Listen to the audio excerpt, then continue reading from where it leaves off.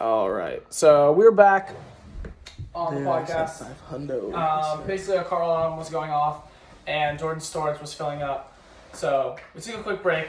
But basically, I was talking about Bryce Young, and the thing is his height. I don't think affects him throwing over the middle, but it does affect his injury history, and I think that that's something that you can't really foresee.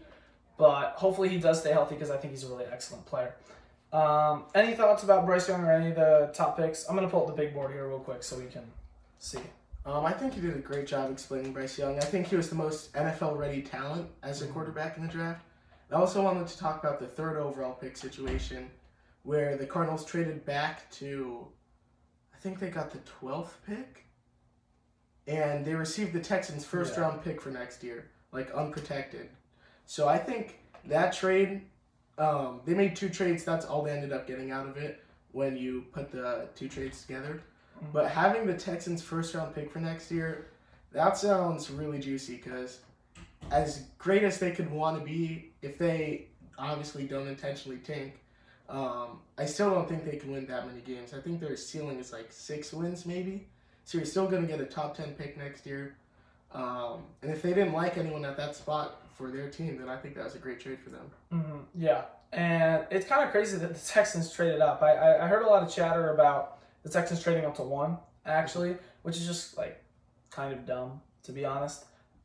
Because I don't know, there's all these narratives about the Panthers really just are saying they want to draft Bryce Young, so it's a smokescreen, so the Texans will trade up. But okay, let's say I'm the Panthers and I'm telling you I want to draft Bryce Young. You should trade up for the first overall pick. Well, if I'm gonna really want Bryce Young, why would I trade you the pick? It doesn't make any sense. It just wasn't very smart. But the Texans did end up drafting C.J. Stroud and Will Anderson with 2 and 3. I think Stroud is solid. I'm a little worried about the handling pressure and different stuff like that. I think his Georgia game was really good when he played against Georgia, but I'm a little worried that people are putting too much into that. His full season wasn't that great. And while Georgia is a really good defense and it's a really good sign that hey, if you're doing this against the best defense in college football, it's really good. He did that against the Eagles defense. But because the Eagles took all of Georgia players this season. Yeah. But I don't know. I'm scared that people are putting too much into that one game. So that's what I would be worried about. Will Anderson, he's really great. I think he's the second best defensive player out of this class. I think the very best defensive player out of this class is Jalen Carter, who the Eagles took. Yeah, for sure. And that was just very weird to see him drop to 10. Well, it's about character concern with him. I don't really know the full details around it, but there's worries about basically just his character with that. So I could see some teams wanting to shy away. But, if you're a team like the Cardinals, maybe a 6, who really just sucks, I think I'm kind of willing to take a home run on that. And when you're a team like the Eagles as well, you can kind of afford that happening because you already have such a stacked team. So I think that's good. I think a really bad pick was Bijan at number 8. And the thing is Bijan's a good running back. Don't get me wrong. On the Falcons, he's probably going to do pretty well. But he's, A, not the caliber of prospect where he should go that high, and B, a team like the Falcons, you really shouldn't be drafting a running back that early. There's so many other needs that you have. I could see maybe a team like the Eagles drafting him, or a team I could see the Chargers, because the Chargers just could not run the ball. It was awful. When you look at the reason they lost that Jaguars game, it's because they couldn't run the ball. They just had to keep throwing it, and they couldn't shoot the clock away. And as much as people love Austin Eckler because of fantasy football, he's not a real bell cow back. He doesn't get 20-plus carries a game. He'll get a bunch of receptions, and that's great for the passing game. But you need a running back. And I could have seen the Chargers taking him. But the Falcons, what are you doing? This is a silly pick. I think it's an exciting pick. I think Bijan. I think it's exciting for fantasy football or something. Yeah, I think especially since the Falcons have a really good run game. Yeah, I think he's gonna get a lot of work this season. So I think that could bring excitement to this Falcons team. Maybe they are trying to do 2 birds with 1 stone, get fans engaged with the season with their pick too. I think that having a really strong run game could keep them alive in this division because teams like the Bucks, the Saints, I'm not too sure that just running the ball out against them like the Panthers did last year is going to be too far-fetched. So I think if they can really establish the run, because their quarterback, Desmond Ritter, I mean, he can have an above-average season compared to his expectations. Still going to be a terrible season for them, to be honest. So I think they're going to rely a lot on their run game. What they really needed was a receiver. Because outside of Drake London, you got Scotty Miller, Matt Collins, Daryl Hodge. That's not great, man. But this is a bad receiving Did they class. lose Zacchaeus? They did lose Zacchaeus. They did. But they have Cordero Patterson, so that's cool. Yeah. Here's the thing about Desmond Ritter. What really sucks is that because the Falcons were in such a bad division, they decided to keep on playing their starting quarterback, and they only started Desmond Ritter for 4 games. If you started him for like 8, 9 games, you could really see how good he is. But because you only started him for 4, you really don't know how good he is. So now you have to go into the season, and if he sucks, it's just a lost season. It's just a terrible season. I think he actually could be pretty good. I think he could be. He showed some flashes for me. He obviously didn't have a great season last year, but the thing is you're betting it all on him. And if he's not great, you got Taylor Heineke, which I don't know if they're gonna want to do that, but if it's end of season, kind of like I could see this being like the Dolphins a few years ago where they had 2 in fits. I could see them, maybe going not back and forth. I don't think that's smart, but maybe going to Taylor Heineke if it's a closer race in the division and Desmond Ritter isn't doing too well. I also think, what was I going to say about the Falcons? Oh, Cordero Patterson's role. It's going to be interesting to see now that they have like a fully established running back, what they're going to do with him. He's third on the depth chart, by the way. Tyler Algiers ahead of him as well. Oh, really? That's interesting. So I think he might transition back to a receiver, which that would be, for his career longevity, it would be nice or whatever, but that would really suck for Cordero because he's been working like his whole career to go from special teams to receiver to running back and finally be a star in his role. And now that he gets that, his team drafts a running back to replace him. I get why they did it, though. Yeah, for sure. And also, it's weird because there's a lot of slot guys on this team. Like Drake London's a slot guy. Scotty Miller's a slot guy. You probably want to have Kyle Pitts in the slot. You want to have Cordero Patterson in the slot. Like Matt Collins is the only, and even Matt Collins is not like a prototypical X receiver. Yeah, sure. So, but I guess he's the most like that on this team. So that's kind of weird. There just wasn't really a big X receiver in this draft class. So there was no Justin Jefferson. There was no Jamar Chase. And I think it's going to be funny because you just know that all the fantasy football TikTok guys are going to be like, oh, this rookie was drafted in the 3rd round. That's how I thought it was going to be last year because we were coming off Chase and Jefferson back to back. But last year as a collective, I think Garrett Wilson, if he had a better quarterback, would really have been awesome. And I think Drake London was pretty good too, obviously, as you can see. And, it was a collective pretty good class, even if there wasn't a huge standout. Other picks, I think we can both agree that the Lions picking Jahmyr Gibbs is just... It's crazy. It's a catastrophe. It is just brutal. Because... That was the type of move I was like, wait, they have David Montgomery, right? I had to double check to make sure that I knew what was going on with the Lions. They ended up having to trade DeAndre Swift because of it.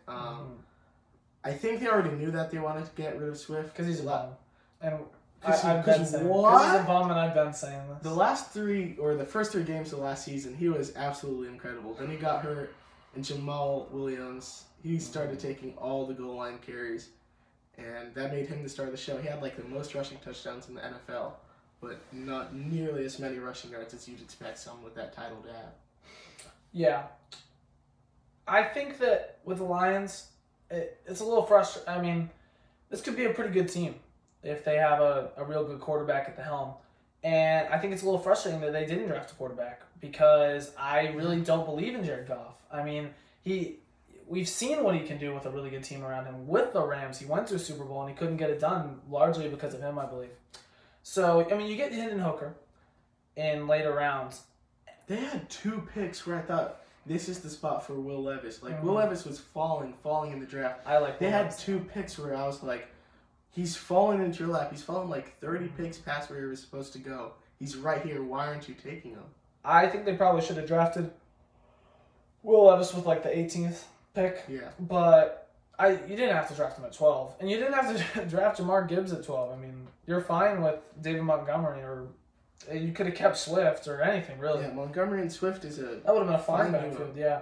But instead, you draft him. I think I don't think there's many people out there saying that that's a really good selection.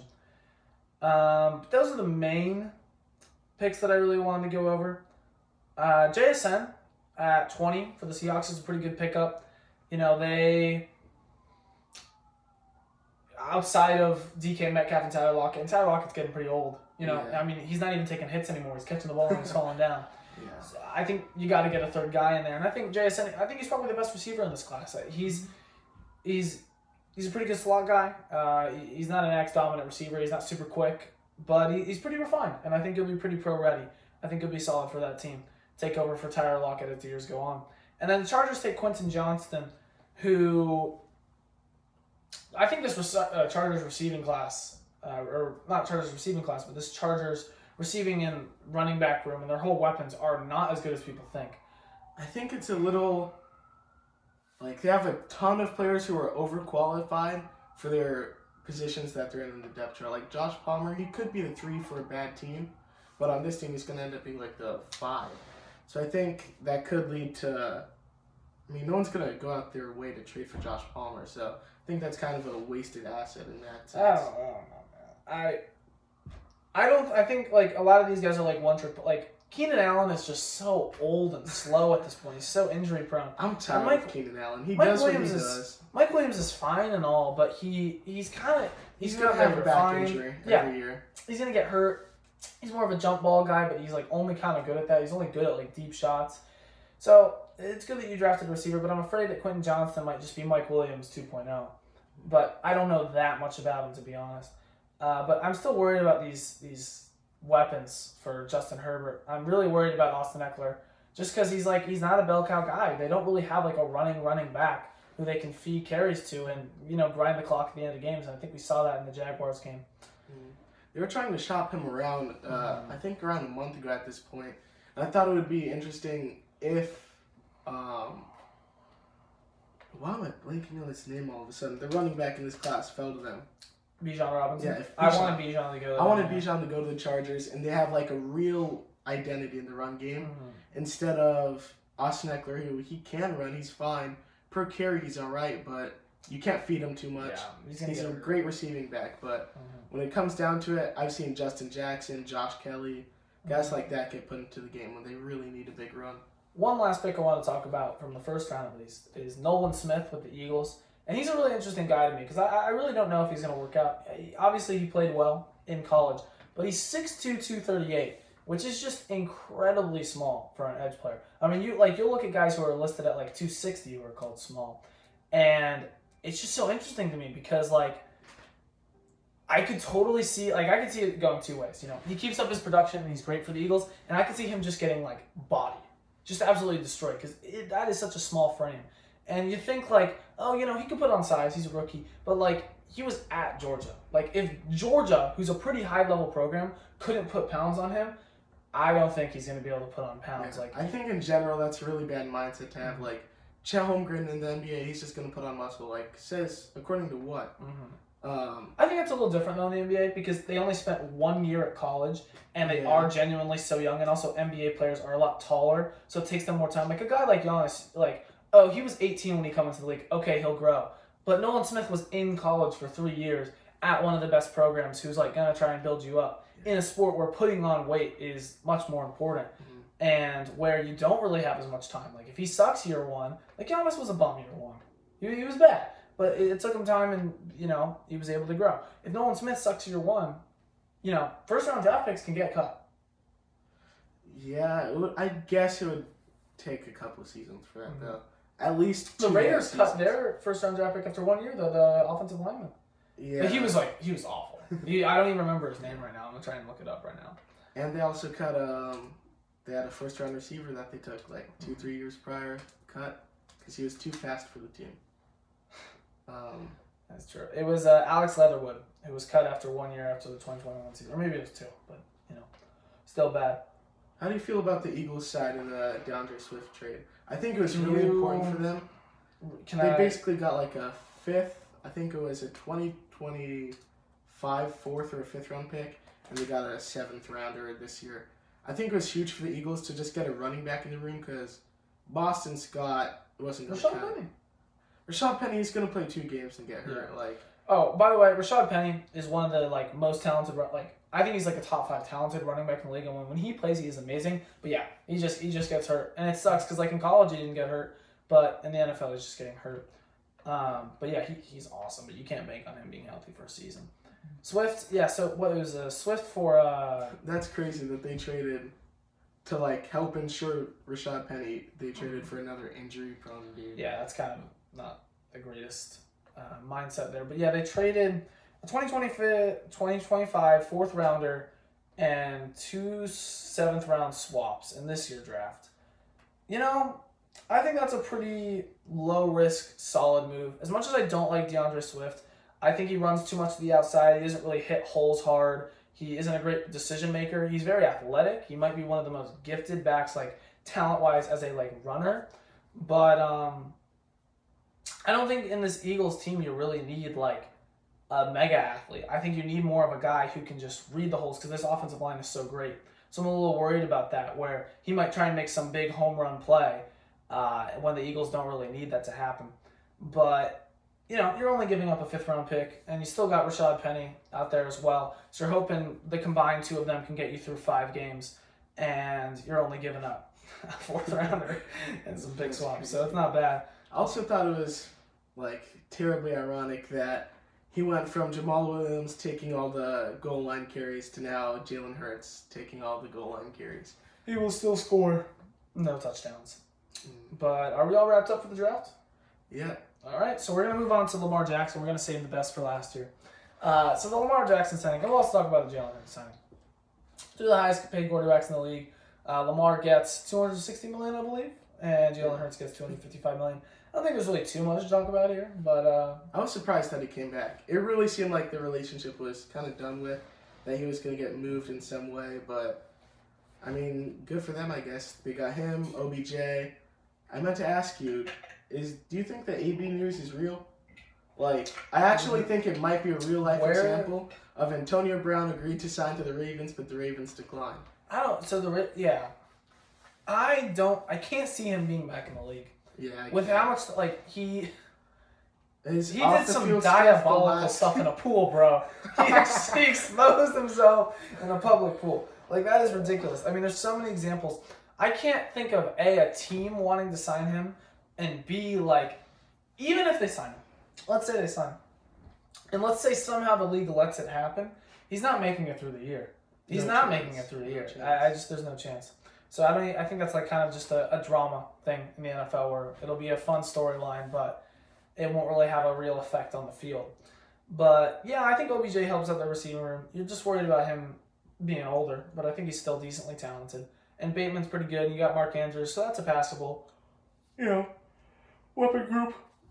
And then obviously Lamar's really great. I think that, I think the big thing for Lamar was that they gave him that contract that was other teams can match it, and no one matched that. And he saw that and he was like, well, no one else is going to be able to give me the amount of money that I truly want, so let me just one-up Jalen Hurts and I'll be fine. And, they came to a consensus, and that's good. I think with the Jalen Hurts deal, I'll keep it pretty brief. That's a great deal. You love to see it with a guy who got benched in the national championship game and he comes back. He just has such a crazy work ethic. He improves so much after year, and he's a baller. I think he's probably a top 5 quarterback if I had to go off the top of my head, and he deserves it, definitely. Yeah. I don't have much to say about it. He wasn't in a situation like Lamar or like Aaron Rodgers where he was about to leave the team. So it was, at least to me, kind of expected that since the relationship was good, he was going to end up finding an extension. Maybe not today, but maybe in a year or so. Yeah, it would happen. So next up, the last NFL news we have, which is a decently heated topic. We have the Aaron Rodgers trade. I'm going to pull it up here so we can remind you of what the actual trade details were. But Aaron Rodgers is heading to the Jets, and in return, let me get the real details out. We got a first-round pick swap this year from 13 to 15, which did absolutely nothing. Luke still would have been there at 15. We got second-round pick this year, second-round pick next year with protection. So basically, I have it right here. So you give up a first-round and a fifth-round pick, and in return you get a higher first-round pick, a second-round pick, a sixth-round pick, and a conditional second-round pick, which is if Rodgers plays 65% of snaps, which if you're the Jets and he doesn't play 65% of snaps. I've been thinking about this. Aaron Rodgers is the type of dude to go up 20 at half and midway through the third quarter just to screw over the Packers to start sitting. Well, he's not going to do that for every game. Yeah, the Jets aren't going to be he up by can't, that but every single game. He's going to sit a fourth quarter one game to try and get that Packers pick. But here's my thing. So I think when you look at this trade, it's an interesting thing because both teams have a lot, like, you could make an argument they have leverage. The Jets have leverage because if the Packers didn't trade him, Rodgers was gonna retire. And Rodgers wasn't gonna get traded to any other team. Like when a star gets traded, there's a bunch of teams coming in so they can like raise the market. But since Rodgers said he would only go to the Jets, it kind of like sets the market. And the Packers also have leverage because like you could say the Jets need a quarterback, but I think that's a little overblown. Because while yes, there is no other, it's not that the fact that they have a good quarterback. Zach Wilson is terrible, and Joe Flacco sucks. Like they are terrible. Aaron Rodgers is a big upgrade from them. But I think there's two reasons why the Jets have more leverage, or the Packers don't have leverage, rather. First of all, I think it's a little short-sighted to say the Jets need a quarterback now, because they're a young team. They have a very young core. Garrett Wilson is very young. Breece Hall is very young. Sauce Gardner is very young. And you don't need to go all in now, even though your defense is very good. And quarterbacks will come around. I mean, it's not like no other quarterback is going to be available in the future. And the Jets had a decent pick. They could have traded up to get a quarterback. I think if you look at the package they have, they probably could have traded up to like 5 or 3, maybe 7, and gotten a guy. Or they could have just drafted Will Levis right there. Yeah. And there will be quarterbacks who are around. There will be guys who are disgruntled. And the other reason is that look at recent quarterback trades. Look at Russell Wilson. Look at Matthew Stafford. Russell Wilson, 1 year in Denver, boom, he's done. And he's just all of a sudden washed. You look at Matthew Stafford, it took 2 seasons and all of a sudden he's washed. What's to say that won't happen with Aaron Rodgers, who didn't look great last year and is about to be 40? So I just don't think he matches up with the Jets' timeline very well. So I think what the Packers were able to receive, you get a second. You basically get 2 seconds because Rodgers, he's going to play 65% of the snaps. And you're able to move up a little bit in the draft. I think it's fine. I think if you didn't do it, he would have just retired. So overall, I think it's a solid trade for them. I mean, obviously you're going to want more. But in the NFL, it's not as simple as just, I want more, so I'm going to get more. I'm just going to be better at negotiating. Because the other team is also just going to be better at negotiating. So that's at least my stance on it. Like, this isn't like 2K or Madden where you can just, you can add see one the bar. more. Yeah, you can't see the bar. It's not that simple. But that's my take on it. I want to hear from you, Packers fan.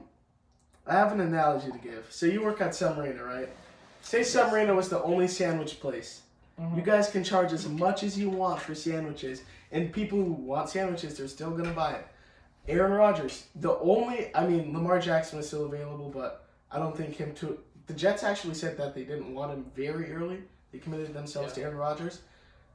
The only quarterback left on the market was Aaron Rodgers. So I think we had the leverage in the sense that if they wanted a quarterback, it was Aaron Rodgers, and it was no one else for right now.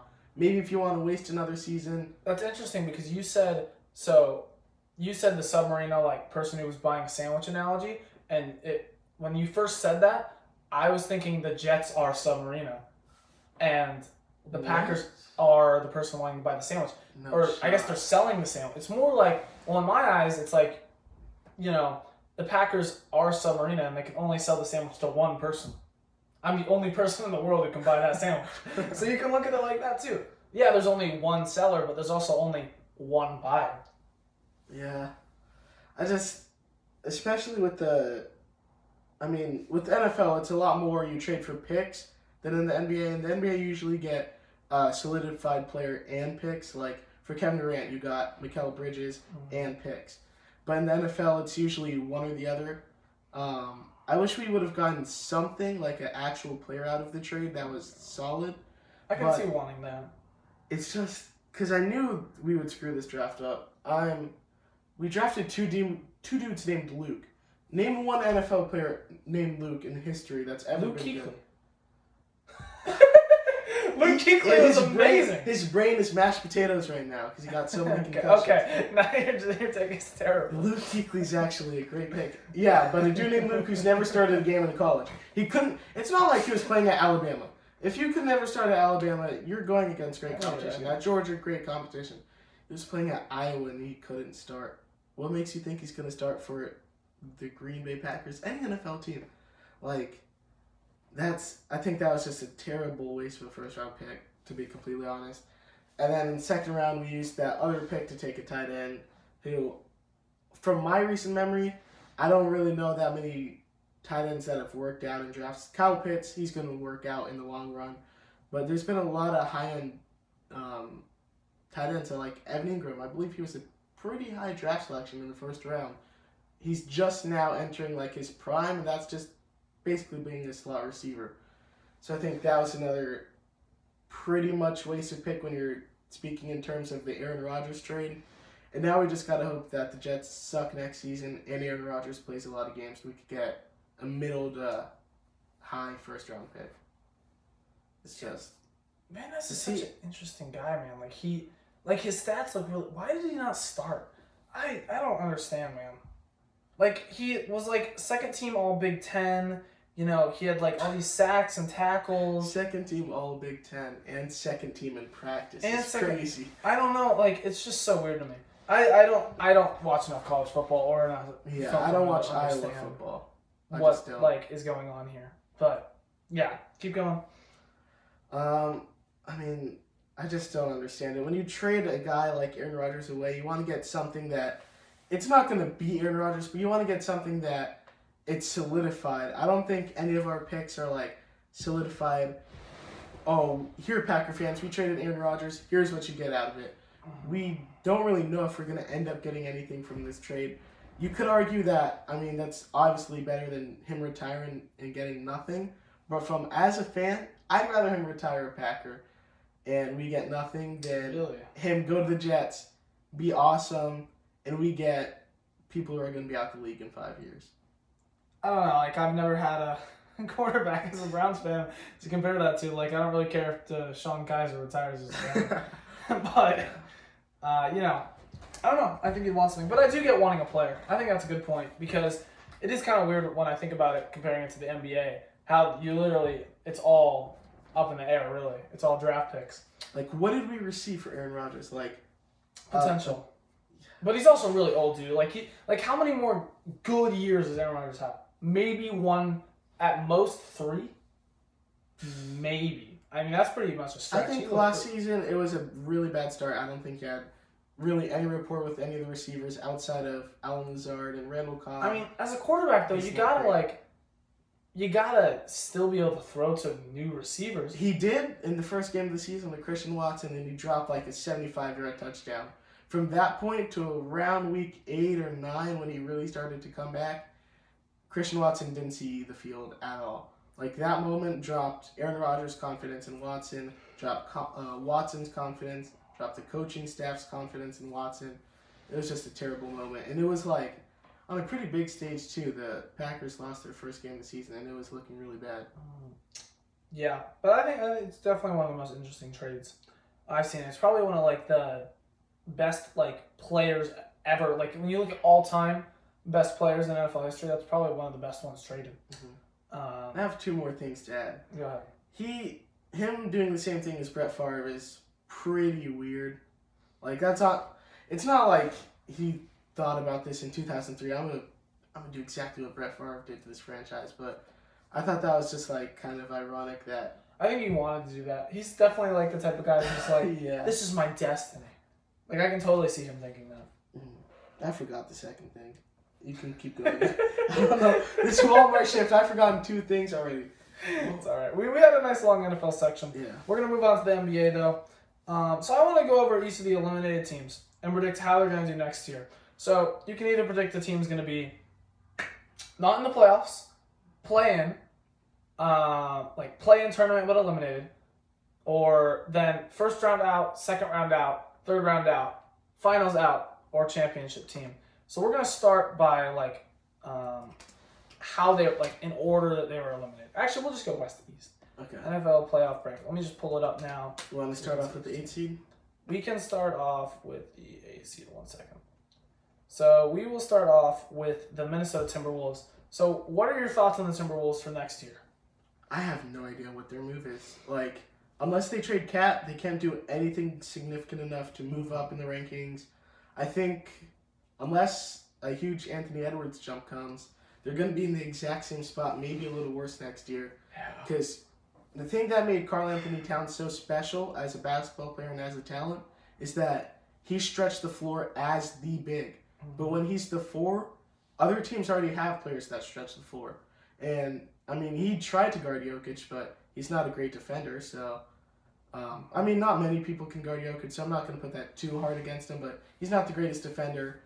And when matched up against other teams' 4s, he's obviously more talented, but he's not that much more talented that he's going to take over games with Rudy Gobert in the paint as well. He's really a one-trick not catch and shoot, but like a shooter at this point to me as like his ceiling on the Timberwolves. Mm-hmm. So I think if they trade him to a team needing a big, that could help.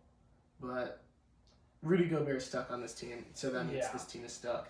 Yeah, one of the big things in the NBA that you look for, like with some of the great teams, like a team like Boston, for example, is you want a lot of versatility. And Karl Anthony Towns and Rudy Gobert are kind of the opposite of that. Because Karl Anthony Towns doesn't have the defensive side, which is so important for a center. And Rudy Gobert can't guard the perimeter and isn't a very great offensive help. So you limit yourself so much with those two guys and the rotations and the lineups that you can bring. So yeah, what are they going to be next year? If I had to put a label on it, I would say play in out. I would say they're like the 9 out of the 10 and they get out in the plans. Because you look at this West, you look at all the teams, and like, are they going to be back next year? Phoenix, yes. Denver, yes. Clippers, you'd hope so. Kings, yes. Golden State, yes. Memphis, yes. Lakers, yes. And then you got like the Thunder on the come up, and you're thinking about all these teams below. They're not going to get any worse, I don't think. Thunder, Luka, he's going to be Luka's in the gonna be playoffs back next year. So I would think that the Timberwolves will probably be a play-in exit, but I think they'll still probably make the play-in. I mean, they still got enough talent on the team. Yeah, I'd agree with that. Next up, we'll do the Clippers, and this is just, Man, I don't even know what to say. Torn meniscus for Kawhi Leonard. I'd assume that he probably misses the whole season. And how long is a meniscus recovery? I think it's about the same as an ACL. Yes. So, I don't even want to talk about the Clippers, dude. Like, that actually gets me, like, upset. Meniscus repair requires less time for healing, approximately 3 to 6 months. 3 to 6 months to walk. What about, like, for a pro athlete? This is for people like your coworkers at some arena. They can still work with a torn meniscus. Kawhi Leonard cannot work. He cannot perform his job with a torn meniscus. It's just heartbreaking. The bubble wasn't our year. We folded. So that's 4 to 6 weeks. It says a basketball or a hockey player that tears his meniscus will only miss a month or so of a long season. But I can't see that with Kawhi. I highly doubt. I don't know, man. This is Fox Sports. I'm seeing a lot of stuff that says like about a month or 2. Most athletes make a full recovery from this procedure and are able to return to the sport within 7 to 9 weeks. If he's back next POA season, docs. yo, that actually got me excited. But no, don't get excited. No, you just got my hopes up. But 5 to 6 weeks, 12 to 16 weeks. Chicago says 15 to 16. 3 months from Oregon running clinic. I don't know. Yeah, here's the thing, man. The Clippers are a very talented team. I like how Russ did. Obviously, I like Kawhi and Paul George. I think if this team is healthy, they could win the finals. But we will never know because I don't think they can ever stay healthy. So I think that next year, I'm going to be generous and say a second round out. Yeah. Who knows if they blow it up? Who knows if they stay healthy? It's such a hard team. I don't think they can blow it up. Like, as a team, you can. You can. Yeah, like as an owner, Steve Ballmer opening up a new arena, I think that really kind of limits his team's options because realistically, you're not going to open a new arena with Bones Highland as your superstar. As much of a bucket getter he is in the playoffs, he's not going to do anything. Mm-hmm. So, I mean, it's so tough because we were right there the season where Kawhi tore his ACL because Joe Ingles, hate Royce O'Neal, hate that Jazz team. Then the next season, Kawhi with the elbow injury, and then all of a sudden he has COVID protocol, not actual COVID, but protocol, kept him out of a playing game. LeBron never had COVID protocol. He never missed a game because of it. He was in it for like a day or two.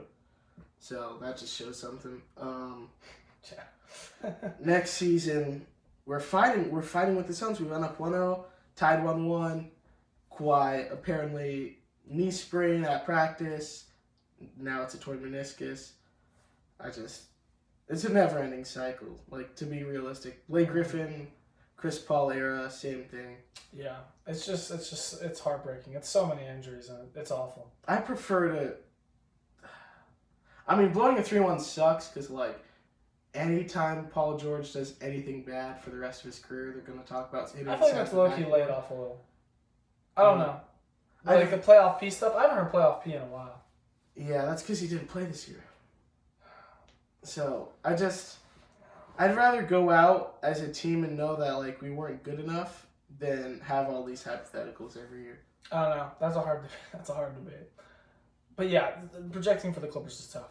Then you get to the Kings and the Warriors. That series is not over. So yeah, going Game 7 tomorrow. I'm really excited to see that game. I think I'll be able to catch it, yeah. Unless we're hooping, but... I'm pretty sure it's... I don't know. I think the Knicks game is going to happen first because that's East Coast, West Coast. Yeah. Then we got Memphis Lakers. Obviously, the Memphis Grizzlies losing 6. Where will the Grizzlies be next year?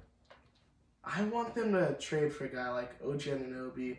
I want them to replace Dylan Brooks because his contract's up. I don't know if they want to bring him back. If they do, I still want them to get a upgraded version of Dylan Brooks. Like, what Dylan Brooks thinks he is in his head, I want them to get that person. So, like, OG Anunoby, Mikal Bridges isn't available anymore, but at the trade deadline, a guy like Mikal Bridges, a guy who's a real 3-and-D and who doesn't need the ball, but... in a dire situation like when his hand was hurting in the back half of that series, the Grizzlies really didn't have much offensively. Like the last game, I believe they only scored like 80 points in a playoff game in 2023. So, I mean, you just need other options offensively, I believe. Yeah, I think they're pretty much a lock for the playoffs next year. Yeah. They're definitely a really good regular season team. When you look at playoff performance, especially in such a tight West, for me, they're going no farther than the second round. Yeah, I'm going to say first round out again, man. I mean, you look at a really like talented West, and it's hard to see them going very far when they're a very unproven team, and I'm not going to be able to like give them the benefit of the doubt here. Yeah, I could see them having like a bad regular season and falling to like the 7th seed and winning the play-in and then just facing a far superior opponent in the playoffs. Yeah. Then we look at the craziest upset that I think I've ever seen in my life, the Bucks losing to the Heat. I mean, this Heat team outside of Jimmy Butler is really, like, not very good. Bad. It's pretty bad. This Bam Bucks Adebayo this year is like, you think Bam, he's alright, he's not former All-Star, good player. This series he was terrible. Like, he was good on defense against Giannis, pretty good rim protector, but outside of that, I mean... Jimmy needed any help he can get from Bam. He couldn't get any. Gabe Vincent is the one who stepped up this series. So yeah, I mean, and I think before the series, I'm thinking like, Giannis is the best player in the world, and they've got such great defense. This is a really deep team. This is a great team. You were a little worried because they're going to be a little bit older next year. That's a bit of a concern. Brook Lopez is a free agent as well. Brook Lopez is going to be a free agent. It's going to be interesting to see how they rebuild, but I think. I mean, it sucks because this year I thought they were a lock for the Eastern Conference Finals. But I think next year they should. That road was supposed to be so easy. Like, whoever got the 1 seed was supposed to be a lock for the Eastern Conference Finals. But yeah. I'm going to still say that next year they're in the Eastern Conference Finals. I'm so high on this Bucks team. I'm so high on Giannis. I really, I don't care that, I think he's always just going to still keep getting better and just being a great player. So I'm going to say that I will predict that they go to the finals next year. And, I think they'll at least make the Eastern Conference Finals. But yeah, I think there might be a lot of change this offseason for the Bucks because Brook Lopez, completely unrestricted free agent. Chris Middleton as a player option, then he's unrestricted. Coach Bud, he's probably on his way out.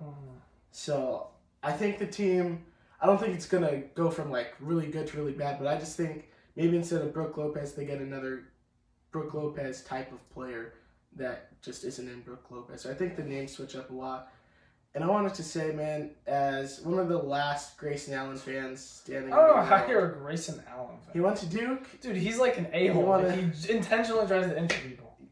It's basketball. Play basketball. He's playing basketball. That's all he's doing. No dirty intent. I'm not even But- going to get into this. But man, to be fair, Giannis was passing the ball that last possession. Chris Middleton passed. Drew Holiday passed. Grayson Allen has dreamed of that moment. He just wanted to hit the Euro step per game, and there wasn't enough time. He was off by like a second and a half. I thought he was going to hit the game-winning floater. Thought it was going to be all good, go off Grayson Allen game, but man, that was sad to see. And I guess the Bucks next year, man. Like, if they don't perform again next year, I wonder how the conversations will look. Because this year, I think there's going to be the excuse of the Giannis injury. He missed about 2.5 games. Clearly affected him in Game 5. But the really concerning part was Giannis's free throws. I noticed his form changed a little bit in comparison to the 2020 finals in this game. Anytime in between, he might have just changed his form in general. But in the finals, he had like a fluid free throw-ish. This series, I don't know if it was because his back hurt or whatever, but he wasn't getting nearly as much legs in his free throws, so he was getting really tired and just front-running all of them. Mm-hmm. Yeah, it's an interesting team here, and the only guys who are like locked in for next year are Drew Holiday, Giannis, Bobby Portis, and Grayson Allen. That's it. Like you have like Pat Connaughton, and then like Javon Carter, and that's it. I like Javon Carter. That's it. Also, this is completely random, but Bobby Portis, Giannis, and Grayson Allen are all the same age. Oh, that's just a Okay, weird thing. Bobby Portis and Giannis, that makes sense. Grayson Allen, he has like a lot of gray hair. Yeah. Like Yeah. for only being 29, like 27, 29. But he's going to be 28. He has a lot of gray hair, dude. Yeah. But yeah, this Bucks team, I think there will be a lot of turnover. So that'll be interesting. The next team eliminated, the Cavs. This series, like, Blew me. completely surprised me.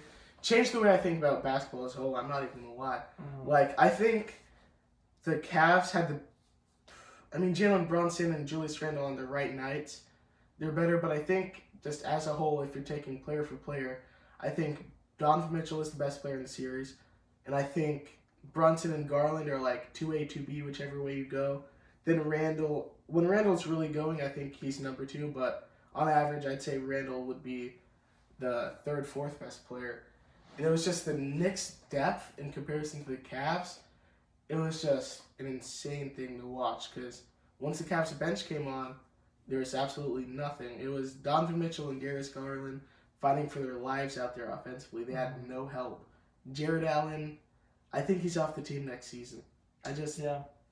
It's hard because you can't really have two bigs who can't shoot. And the thing with the Cavs that I've seen a really good point from a couple different people who've said, like, they don't have players who both can play defense and shoot. They either have one or the other. They have, the only guy who can play defense and can shoot, oh my God, why am I blanking on his name? Karis LeVert. Karis LeVert. And even that's kind of a stretch. So they don't have a lot of, they have a very good offensive and defensive team, but that's because they have, like, guys who can only do one thing. So I think you either got to see either Evan Mobley move to the 5, and that's a valid answer, or Evan Mobley has to be much better offensively.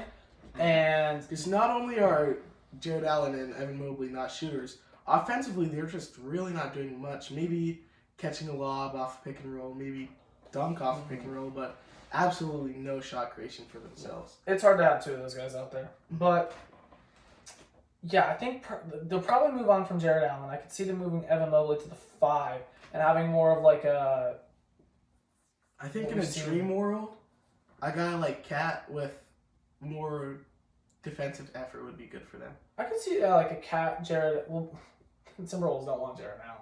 Yeah, Jared but- Allen and Rudy Gobert No. would be But disgusting. yeah, actually, Cat would probably fit decent on the Cavs because defense could help. But Cat and Spida, actually, Spida's been better on defenses. I don't know. It's a weird situation. Bad defensive I team. say they definitely make it back to the playoffs, especially since the East is pretty top heavy.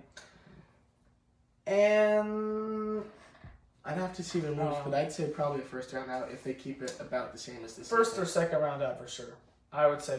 But man, this really sucks because this next team. I mean, either the Knicks or the Heat are going to be in the conference finals. Who? I think it's gonna be the Knicks.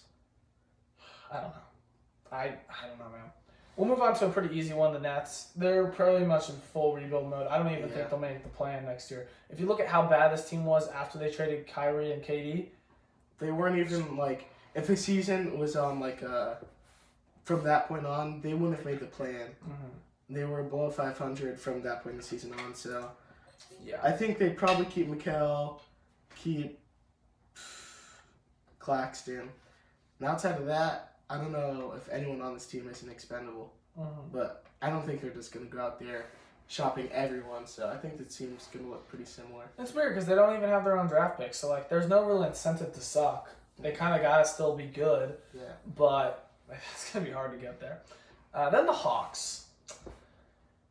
I thought the Hawks would be so much better coming into the season. I thought the DeJounte Murray trade was a pretty good one. I thought it would pair well next to Trae Young. But I don't know. I think that in this East, they can probably make the playoffs next year, at least the play-in.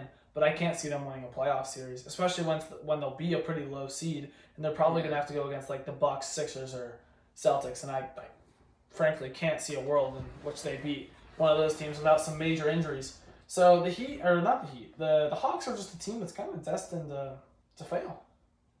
That's crazy. It's kind of destined to Yeah. fail. I can't also see them think going that they up or moved down. John Collins just to freshen things up, give the team a new look. But I think it's time to move on from Clint Capella, give Onyeka Okongwu the keys to the center position. I think they moved John Collins. I think this team, they just kind of have to try something new next season because they had been about the same team before DeJounte. DeJounte came. Things changed a lot, like drastically, but overall record and how the team was perceived as a non-contender didn't really change as much. Also, Denver beat Phoenix. Yeah. 125 to 107. So that's the start of that series. That'll be interesting now. That Knicks series made me. I don't know if I'd pick Denver. Like, I still really haven't made a prediction for that series yet, but it makes me really, really worried about the Suns because, I mean, outside of KD and Booker, you hope that one of Chris Paul or Aiden has a great game, and then outside of that, you're hoping Landry Shamet hits a couple shots. Josh Okogie hits his corner three. Like, they really need anything they can get outside of KD and Booker. Yeah, I mean, they ball though. They're ballers. Mm. But they did look a little icy against the Clippers, who didn't have their best two players. I mean, it was Russell Westbrook against the world, pretty much. Norm Powell. In the script I said we were going to do whole predictions for round two, but I don't think that's the best. I just want you to pick one team. If you had to pick one team to win it all right now, so you can pick the Lakers, Kings, Warriors, Nuggets, Suns, Celtics, 76ers, New York, and Miami. Who would you pick? Man, I don't want to say this out loud, but I think it's the clearest path in the East. With Joel Embiid doubtful for Game 1. He might miss Game 2 then. I'd say it's the Boston Celtics. They're probably the... I agree, yeah. Because when you're picking like something like this, you just want the best chance to go as far as you possibly can. I think the Celtics beat the Sixers without Embiid. With Embiid, I think it's a really good series, but without Embiid, I don't think it's very close. And then they got to play Miami or New York, and I think when you look out west, it's kind of a bloodbath out there. Yeah, out west, I can't even pick a team that I'm confident to make it to the next round, let alone make it and win the finals. Oh yeah, I could see any of these 5 teams being in the Eastern Conference Finals. But yeah, I'd probably pick the Celtics because they just have the clearest path, and I think they are also probably the most talented team out there. But even then, I mean, it's so hard. Yeah. It's so hard to pick out one team here. I could totally see them pulling a Bucks, and a lot of it comes down to injuries at the end of the day. So it is a pretty difficult selection, but I would pick the Celtics as well. If I had to pick one out west, I don't even know. if I had to pick one out west, With the knowledge we know, because the Nuggets are up 1-0, I'd probably say the Suns, because if they can keep a game close, I think they're always going to close out with guys like KD and Booker. Chris Paul, man, he wouldn't be on anything all game. Then fourth quarter, last 5 minutes, he's just a mid-range killer all of a sudden. So I think their closing unit is very strong. So I'd probably pick the Suns. I want to pick the Warriors, man, but tomorrow they could be a first round out. Yeah. Tomorrow they could be a first round out. If you told me for sure that the Warriors are moving on to the second round, I would pick them over the Lakers because I think I'm more confident in picking the Warriors over the Lakers than I am the Nuggets or Suns because I think the Nuggets-Suns series is like 50-50.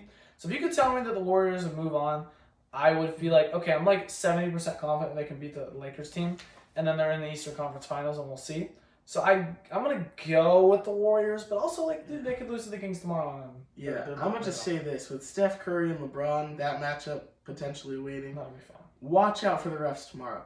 Mm-hmm. Watch out for some, not like 2001's Kings rigging, but watch Sabonis get a couple questionable fouls early, make him taking out the game again. I think the league really wants, like, obviously, I think the whole world wants a Curry-LeBron matchup again, but I think there's potential for the Warriors to kind of sail away with that game. Yeah, that is a little worrying because I just want the best team to win at the end of the day. Then I wanted to bring up a interesting discussion. What do you think a title would do for LeBron? This is the last topic we're going to talk about today. The Lakers, I mean, in a really tight playoff race here. They're in the conference semis now, and you could see them possibly winning the finals. It's not the craziest thing to say. What do you think? That's terrible to say. It is some of the worst words that have ever come out of my mouth. But what would a title do for LeBron? He would have 5.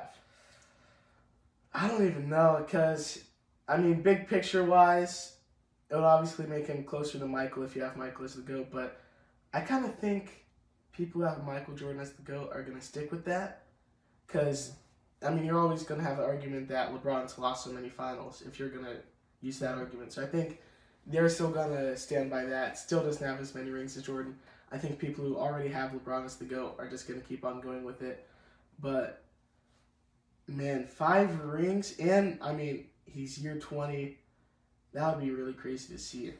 I don't want to see it at all, but I wish he was on a different team because I actually do like LeBron, Same. but I hate the Lakers. I just wish he was like, bro, put him on any other team. I could be rooting for him on the Heat, rooting for him on the Cavs. But, man, I just can't with the Lakers. I literally can't do it with the Lakers. I hate Lakers fans so much. But yeah, I was actually going to say the same thing. I think it would do nothing. I think for me it would make me appreciate him more.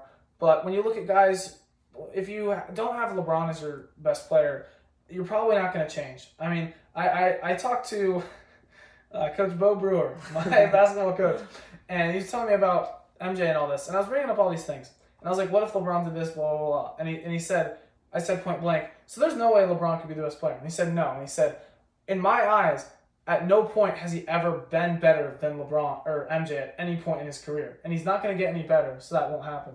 And, you can take with that what you will. But, yeah, I don't think it would do anything for many people. But I still think it would be Was the same. Coach Bo watching Michael Jordan play basketball? Was he born in the 80s? Because you would have to be to really understand the game of basketball, maybe be born in 1990. So, no, I'm just saying, adult watch. Yeah. So, maybe if he saw the last Jordan, so, he would have to be born probably in, was 1988. I think he's, late 30s. Maybe mid-30s. No, he might be young 30s, dude. I thought he was, mid-20s.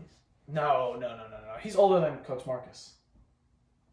Oh, shoot. Yeah, Okay. Coach Marcus is 27. So he's older than Coach Marcus. Anyways, yeah, I think that it'd be interesting to see. I mean, I really don't want the Lakers to win, bro. I can't tell you how much it pisses me off when I saw that LeBron went to the Lakers. That is such an unfortunate thing. As a basketball fan. And Laker fans, dude. Laker fans they don't deserve Laker stuff. fans. We have Laker fans in our life that we know. Haven't said a word to me all year. I haven't watched a single basketball game all year. Last year, not the year before, haven't said a word to me, period. All of a sudden, they're hitting group chats that I didn't even know they were in, talking about, the Lakers in 6. Man, I don't even know all that, man. I just know that I watch LeBron, man. I just know greatness when I see it. I'm sick of it. Man. I'm sick of Lakers fans. I want to see LeBron get swept. Oh my God, that would make me so. We are such losers, right? We just lost in 5. I would love seeing LeBron get swept by the Warriors or Kings. Which would be better? Oh man. Swept by the Kings would be better. Probably Kings Because, would be like, better. you just lost to the Kings. I'm Alright. trying to fix this. Well, we're about to wrap it up anyways, though. I think that this is one of our longest podcasts. I think we've been going now for Really? a while. But it was a good one. You know, we got to talk about good NFL and NBA stuff. But I think that's all we have for today. Next time, when we're on the podcast, I don't think much NFL news will happen, probably. But probably not. around the NBA, at least, we'll be about halfway through the second round. So that will be very, very interesting. But anyways, that about wraps it up. I'm Casey. Thank you guys for listening to the Hoops in It podcast, and have a great day. Peace. He's Shaq the fool. What? He's Shaq. You'll have to add those. The two videos.